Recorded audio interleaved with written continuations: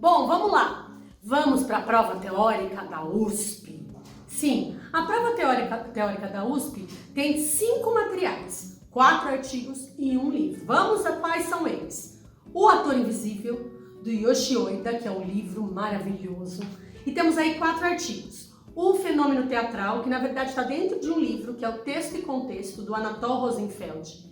Teatralidade, Performatividade na Cena Contemporânea, da Silvia Fernandes, que inclusive tem um livro também para a prova teórica da Unicamp, então fica de olho.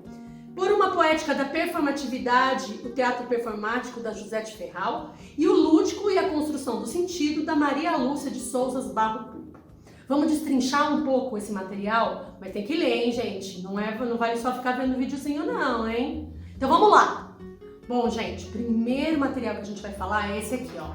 O Lúdico e a Construção do Sentido, da Maria Lúcia de Souza Barro. Eu tenho uma cola aqui, porque realmente é bastante coisa e é um material bem denso, então tem que ler com calma, não adianta ler meia hora antes da prova, mas são materiais muito interessantes. Esse material fala basicamente do jogo, né? Então, a diferença do jogo teatral e o jogo dramático. Então, eu falo da Viola Spolin, que já falei com vocês aqui no vídeo, que é muito importante. Ele fala também da construção do ator. Dentro desses materiais, tem alguns falando da construção do coletivo e outros falando sobre o ator e os processos do ator e da atriz, né? Claro. Então, ele fala basicamente do jogo.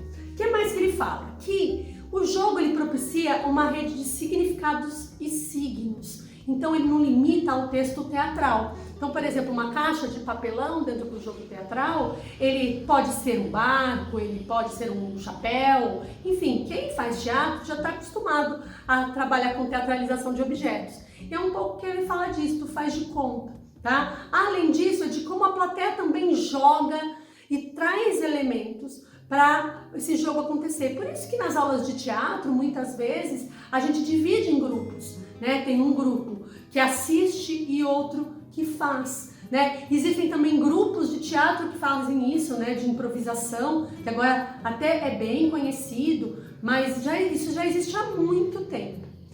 Uma outra coisa que é importante dentro do jogo teatral é que ele não se limita a um espaço. Então não precisa ter um teatro, um palco para isso acontecer, mas que o espaço ele propicia também elementos para o jogo. Então você pode jogar em qualquer lugar, que isso também faz com que o jogo cresça, vocês tenham mais possibilidades e oportunidades de jogar, tá? Então basicamente é isso. Deixa eu olhar na minha cola se tem mais alguma coisa.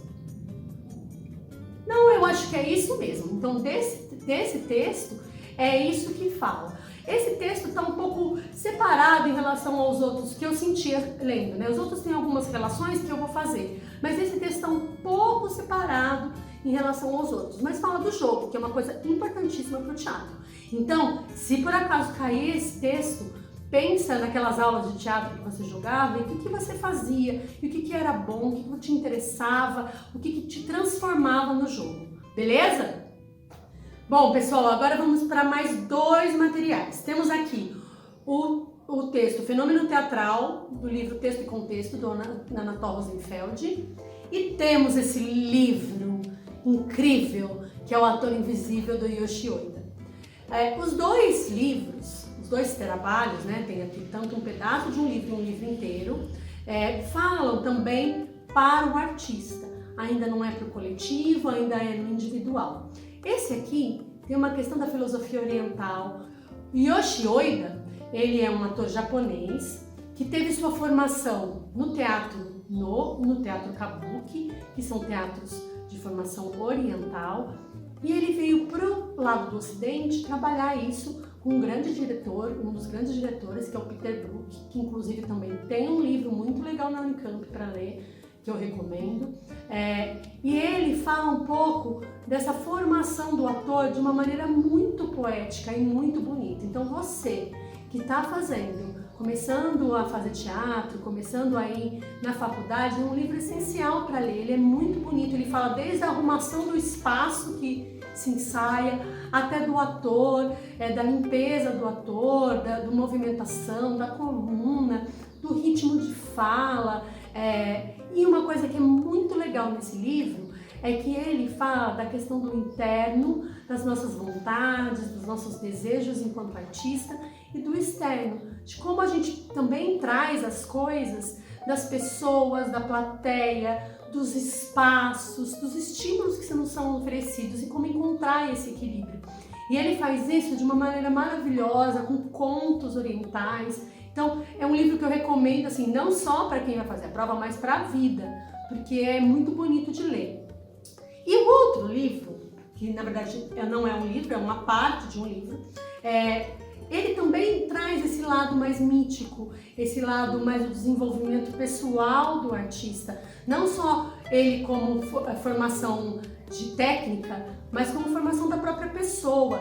Ele traz mais a questão do texto, ele começa falando um pouco do texto teatral e do texto literário, então de como o texto escrito, a dramaturgia, ela é importante, porque antigamente a dramaturgia ela era essencial, as pessoas pegavam aquele texto e reproduziam aquele texto, e que agora no teatro atual isso mudou, porque existem muitas outras coisas que podem ajudar e acrescentar na formação da cena ou da própria peça. Então ele começa falando disso e depois ele vai para outros lugares, falando um pouco do teatro grego, da questão mítica do ator e dessa transformação do artista.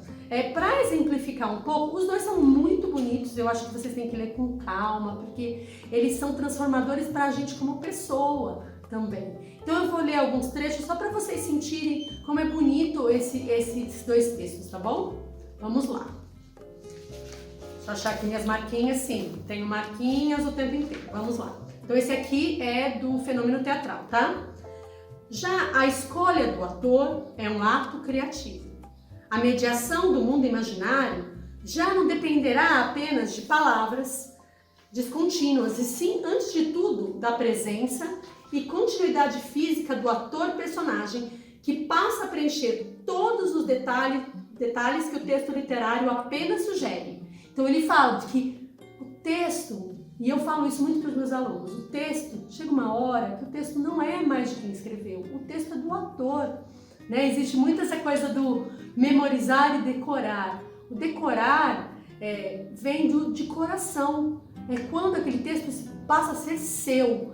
Né? Então existe uma grande diferença entre você memorizar um texto que alguém escreveu e um texto que agora faz parte de você. Tanto é que daqui 10 anos, se você começar a lembrar, você vai lembrar o texto todo, porque agora ele é seu. Então eu acho que o ator e a atriz, eles têm que transformar o texto para ser seu. Ele tem que desencanar um pouco, saber linha por linha, mas, claro, respeitando o material, mas agora ele pertence a você, é a sua obra de arte. E uma outra parte que é bem bonita, aí falando um pouco do desenvolvimento do artista, que é assim: o ator, ao disfarçar-se, revela a essência do homem, a distância em face de si mesmo, que lhe permite desempenhar os papéis de outros seres humanos. O homem tem de sair de si para chegar a si mesmo, para adquirir um eu próprio, e ele o faz tomando o lugar do outro. É somente no expandir-se e auto-perder-se que a pessoa se encontra a si mesma, e somente na identificação consigo mesma ela é uma estrutura capaz de expansão, isto é um ser espiritual. A autoconsciência pressupõe não identidade e identidade ao mesmo tempo. A identificação pressupõe a distância. No momento em que o homem se descobre, ele está além de si mesmo, conquistando essa presença soi, acho que fala assim, gostou do francês? A pessoa se desdobra, se reflete, se fragmenta, é livre, não coincide consigo. Então percebe que fala bastante das pessoas, na verdade, do desenvolvimento humano, né? Eu acho que a gente que faz teatro sabe o quanto que a gente se desenvolve como ser humano, como pessoa, nas relações e para o mundo. Então mais algumas aqui do Yoshi Oida, Yoshi Oida.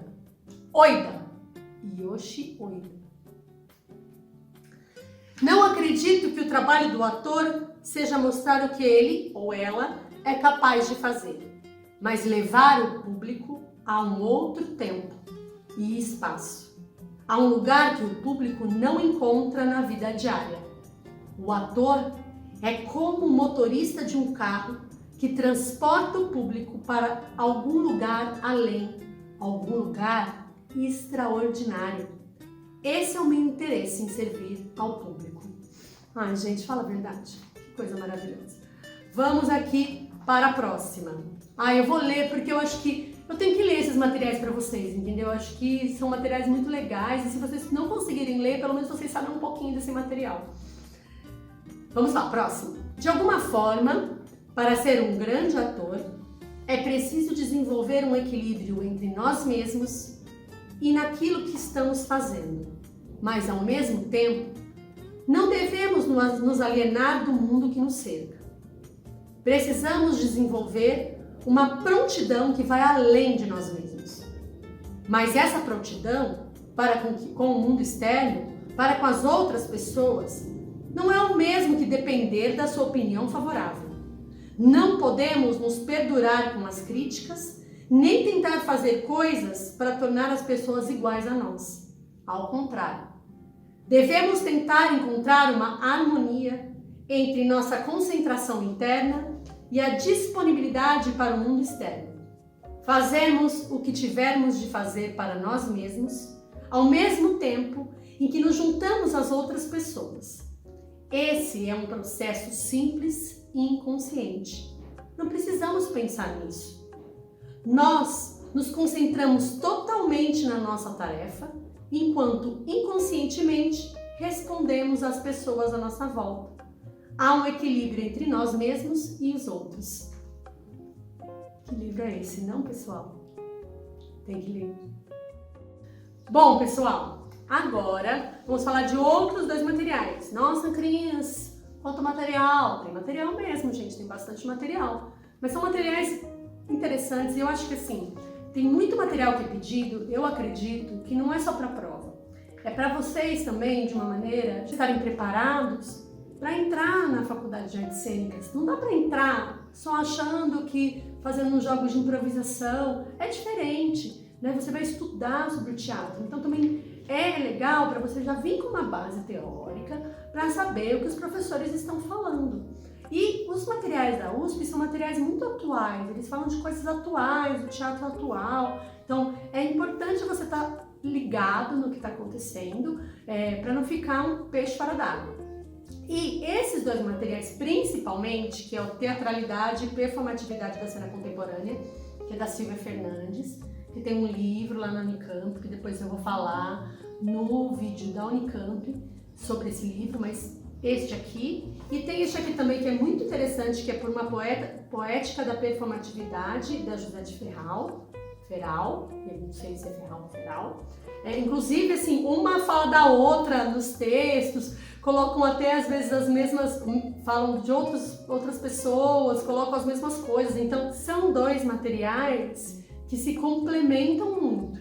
E o que eles falam basicamente? Eles falam do teatro performativo. A gente acha que a performance, na verdade, historicamente, ela veio das artes plásticas, mas nesses dois materiais, eles falam na questão da performance como um todo. Então, que a performance, na verdade, ela é tudo que as pessoas estão presentes fazendo alguma coisa, né? Então, os rituais, no cinema, nas festas e no próprio teatro.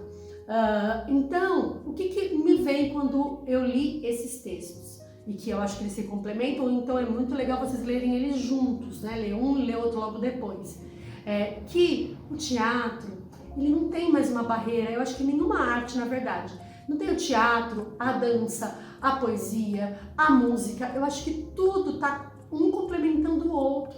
Né? E isso é maravilhoso, porque dá muito estímulo pra gente. O estímulo não é mais só o texto teatral, que foi falado no outro material, mas tudo que envolve, né? Então, desde o ambiente que a gente está, então tem muitos grupos que trabalham com teatro ambiente, com um tema atual que está acontecendo, ou falar da história de alguém. Eu vejo que assim, muitas peças que estão acontecendo agora é para falar de histórias reais, de pessoas reais.